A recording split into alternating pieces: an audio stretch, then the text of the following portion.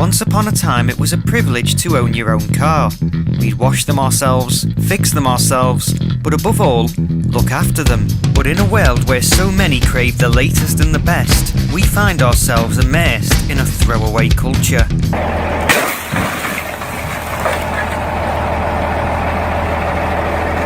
Hi guys, it's Matty, and today we're going to be talking about when car ownership became so accessible and how car ownership became so disposable. We'll also be picking up on some key points that happened through the years that led up to where we are now. And I'll be giving some of my thoughts as well. Plus, I'd like to hear yours in the comment section below. But before we start, don't forget to follow me on my social medias, Twitter, Instagram and Drivetribe. Plus, if you're not subscribed, which most of you aren't, then please do hit that subscribe button if you like the content. Well, we start this video off by going back to the 70s. You might have been there, but I certainly wasn't. But it was a key time for car ownership. More and more people were beginning to be able to afford cars, and more households had one, even if it was just a piece of crap nailed together by British Leyland on a Friday afternoon. Sorry BL fans. Back then, badge snobbery wasn't much of a thing at all. It wasn't about what you drove, it was about that you drove in the first place. Whereas today we have the Instagram culture where there's a constant need to upgrade and trade in, which we'll get to later. Towards the tail end of the 70s, things were beginning to change. It was a good job that we knew how to fix our own cars back then because they were breaking down all the time. But by the turn of the 80s, the British car buyer wanted more. With an ever-expanding motorway network, we were driving further for longer, and we needed more reliable cars. Women were also deciding that they didn't want to be a housewife for the rest of their life, so two-car families were becoming commonplace. So in a nutshell, us fellas didn't want our cars breaking down all the time, and we didn't want to spend our Sundays fixing the wife's car as well as our own. And reliable cars were exactly what we got. Throughout the 80s and 90s, cars became more advanced, more safe, and the digital age was certainly starting to draw in. But if you did have to lift up the bonnet and dust off the old toolbox, then that wouldn't have been a problem because cars were still really easy to work on under the bonnet. But hang on, what's that coming over the hill? Is it the 2000s? It's the 2000s, and working on your own car was dead. The 2000s was when manufacturers began to clad their engines with plastic, making them really hard to work on. Cars would be overrun with complicated electronics, and the electronic handbrake that we all know and hate would make its debut.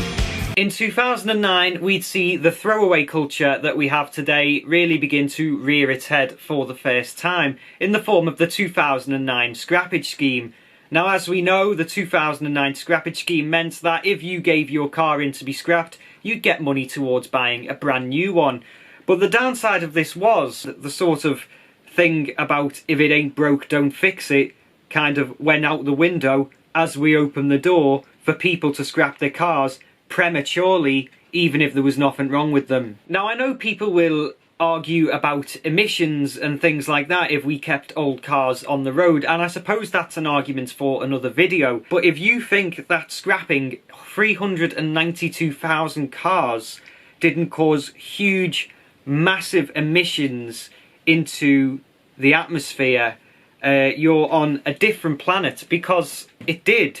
And it's particularly wrong to scrap and get rid of anything that still serves its purpose and works just fine, or maybe needs a tiny bit of maintenance to keep it going. If you've ever seen the yearly stats and wondered who is buying these hundreds of thousands of cars that are registered every single year, they're not.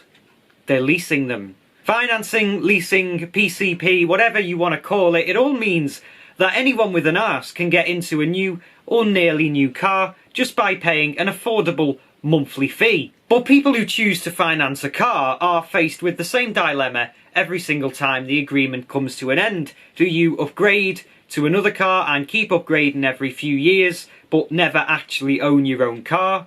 Do you get rid of the car and pay the rest of it off, but then you've paid more than what you would have if you'd have just bought the car, plus you've got no car? Or do you finish the payments and buy the car off the finance company, at which point it's a few years old and you again have paid more for the car to the finance company than you would have done just by buying it. This is a predicament that more and more people are getting themselves into every single day, and financing a car seems to be the future.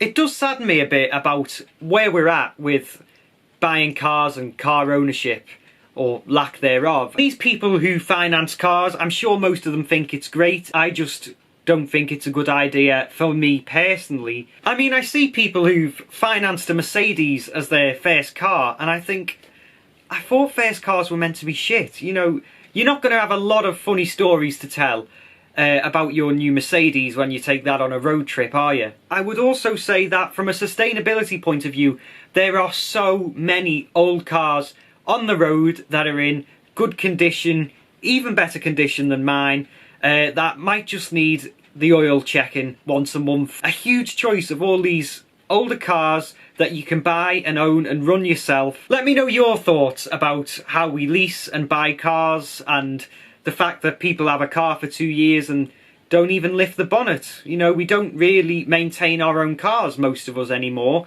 I would really like to hear your thoughts. Thanks for watching, and I'll see you on the next video. Let me whisper my last